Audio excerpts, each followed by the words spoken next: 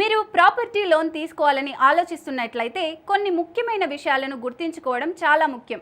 ఈ రోజు మనం ప్రాపర్టీ లోన్ తీసుకునేటప్పుడు చేయకూడని 5 తప్పుల గురించి ఈ స్టోరీలో తెలుసుకుందాం. మీకు అకస్మాత్తుగా ఎక్కువ డబ్బు అవసరమైతే ఆస్తిపై రుణం తీసుకుంటాం. ఇది మంచి ఎంపిక. ఈ రకమైన రుణాన్ని పొందడానికి మీరు మీ ఆస్తిని పూచీకత్తుగా ఉపయోగించుకోవచ్చు.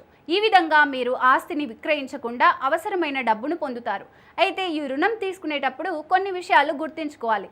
లేకపోతే చిన్న పొరపాటు కూడా పెద్ద ఆర్థిక నష్టానికి దారితీస్తుంది.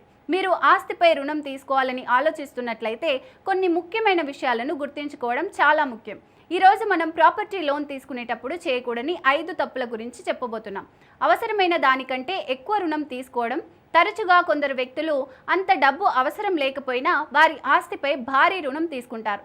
అలా చేయడం వలన ఈఎంఐ భారం పెరుగుతుంది. మరి భవిష్యత్తులో ఆర్థిక సంక్షోభం ఎదురు కావచ్చు. కాబట్టి మీకు అవసరమైనన్ని రూపాయల రుణం తీసుకోవాలి.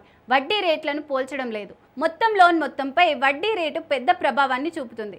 చాలామంది వడ్డీ రేటును తనఖా చేయకుండా ఏదైనా బ్యాంకు లేదా ఆర్థిక సంస్థ నుండి రుణం తీసుకోవడానికి తొందరపడి పశ్చాత్తాపపడతారు. కాబట్టి రుణం తీసుకునే ముందు వడ్డీ రేటును ఎల్లప్పుడూ తనిఖీ చేయండి. ఏ బ్యాంకు తక్కువ వడ్డీ రుణాలను అందజేస్తుందో సమాచారాన్ని పొందండి. అప్పుడు తక్కువ వడ్డీకి రుణాన్ని అందించే బ్యాంకు నుండి రుణం తీసుకోండి. తప్పు లోన్ కాల పరిమితిని ఎంచుకోవడం. లోన్ కాల వ్యవధి మీ ఈఎంఐ వడ్డీపై ప్రత్యక్ష ప్రభావాన్ని చూపుతుంది. స్వల్పకాలిక రుణాలు ఎక్కువ వాయిదాలు తక్కువ వడ్డీని కలిగి ఉంటాయి.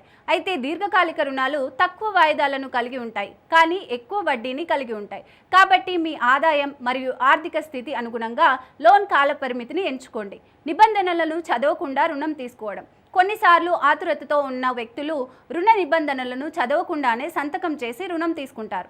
ఆ తర్వాత కొన్ని ఛార్జీలు చెల్లించాల్సి వస్తుంది. అటువంటి పరిస్థితిని నివారించడానికి ప్రాసెసింగ్ ఫీజు మరియు ఇతర ఛార్జీలు వంటి అన్ని నిబంధనలను ఎల్లప్పుడూ జాగ్రత్తగా చదవండి. సరైన ప్రాపర్టీ వాల్యుయేషన్ను విస్మరించడం.